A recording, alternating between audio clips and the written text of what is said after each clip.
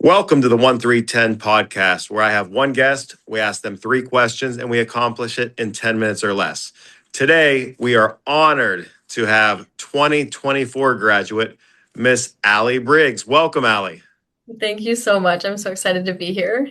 Now, Allie, she was on our superintendent council. She was involved in the district. This is the first guest that I've had that I had the experience of being their high school principal and superintendent during their 4 years at Union Local. So this should be a great conversation. She's done a lot of amazing things, and we will jump right in.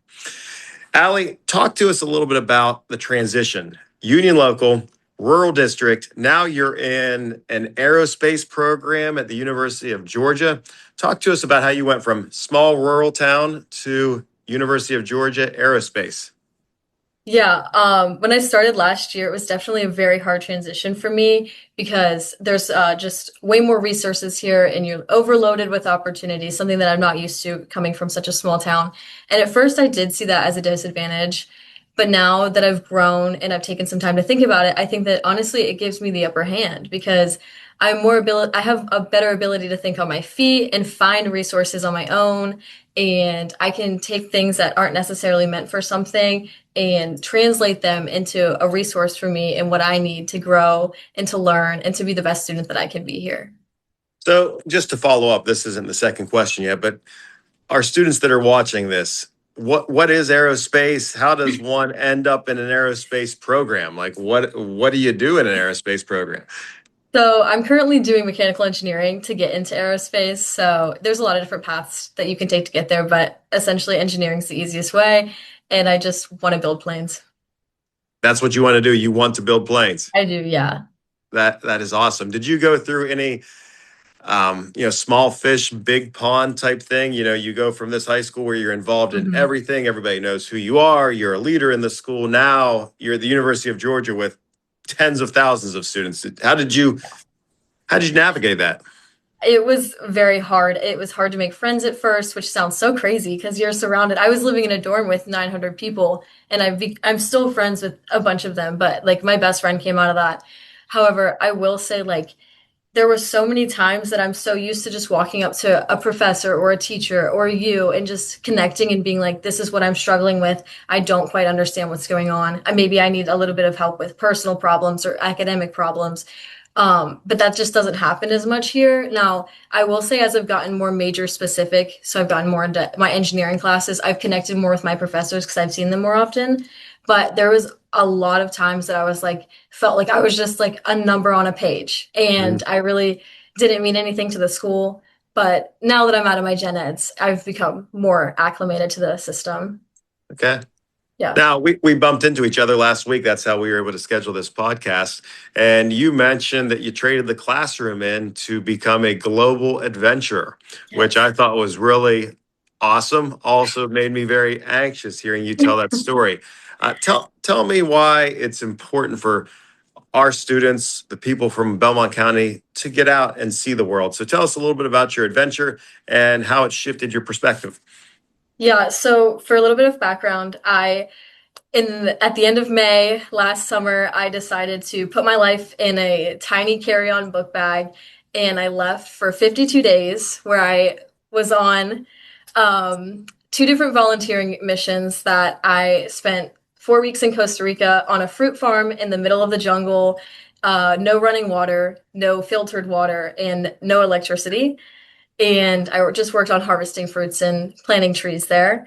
And then also they were a Spanish speaking family and I didn't speak Spanish, so that was interesting. And then I left, went to Guatemala, and I worked as a cook for a hostel where I connected with so many different international travelers. That hostel did have running water, but it wasn't filtered, so that was a little concerning still, but I survived. And then I went to Belize as my vacation from my vacation, and I went to the beach and it was really great, but that experience was extremely transformative for me. And I guess that will follow into answering the question is I feel like it's so important to get out and see the world because we honestly, and this isn't even a bad thing, but we do live in a bubble in Belmont County or Morristown, St. Clairsville, because it's so small. Everybody knows everybody there. There's not a lot of outreach to different types of cultures and communities and different ways of thinking. And so, in order for me personally to be the best version that I can be in my career in life, where I have to spend so much time communicating with others, I need to be able to level with others and understand them.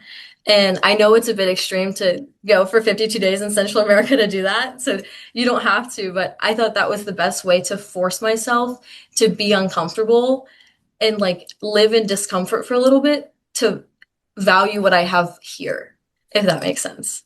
It does. What's one thing you learned about yourself on that journey, and what's one thing you learned about other cultures or other people? Just one and one.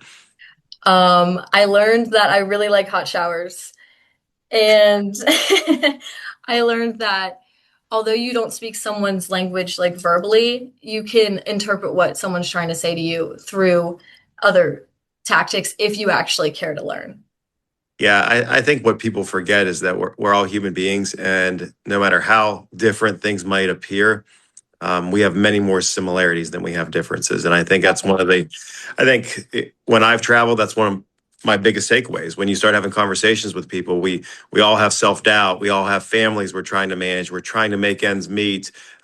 We our confidence wavers. I mean, we all have very, Hmm. very similar things going on in our lives. Definitely.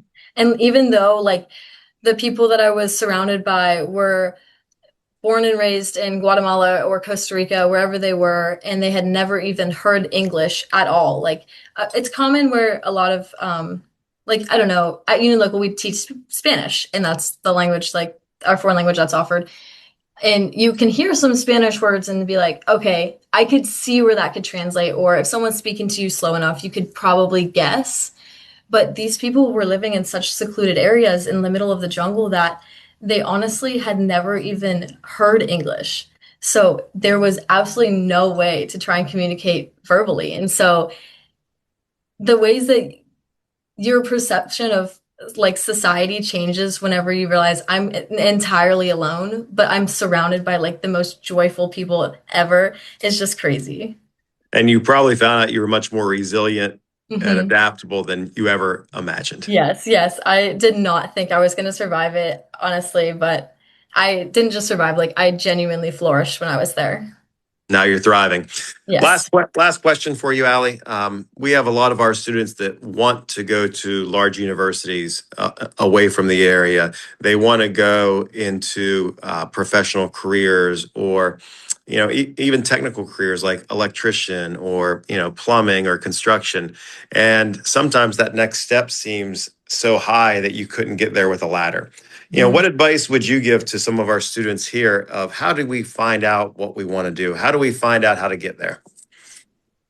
I would say this is a hard question for me because honestly, I've always wanted to work in aerospace. So maybe finding it's not something I can necessarily help with. But if you want to get there, if you want to travel the world, if you want to have like go to a 4 year college that's massive and states away from your hometown, or if you want to go to even Belmont College or OUE, you have to be able to sit with uncomfort. I think that was the biggest life lesson that I've learned over the past year and a half after graduating is that in order to figure out like how to be successful, you have to understand how to also be uncomfortable and fail and be scared, but still push through it. Because a lot of people feel those emotions and will just stop and be like, I don't like that. I don't want to be uncomfortable. I want to live in comfort. I want to be happy all the time.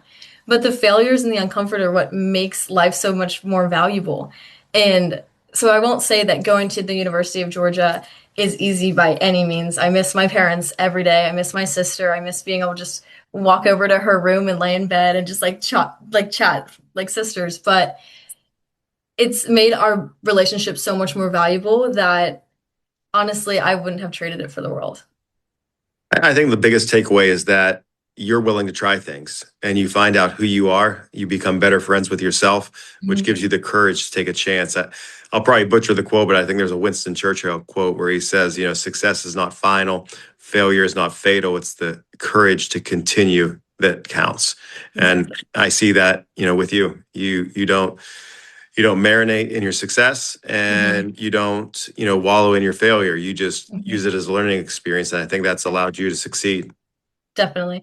I remember I was in like physics one with Miss Falbo, and I like had failed an exam. I was like, I'm never gonna become an engineer. I'm never gonna go into aerospace. It's my life's over. And then I took physics one again in college last semester, and I finished with an A. So like, you just can't give up. You have to keep pushing yourself to be the best version that you can be. Well, Allie, I appreciate you being on the podcast, and you were one of my favorite students. You were a great leader. I still remember the great speech you gave when we had the grandparents' dinner welcoming everybody. And it's exciting for me, as someone that worked with you for those 4 years, to see you going out and excelling. So thank you for representing Union Local well, and we're excited to see what you do. Thank you so much. If anybody has someone who's graduated from Union Local that would like to be on the podcast, please contact or email me, and I'll be excited to talk to them. Jets think, Jets care, Jets aim high. Go Jets.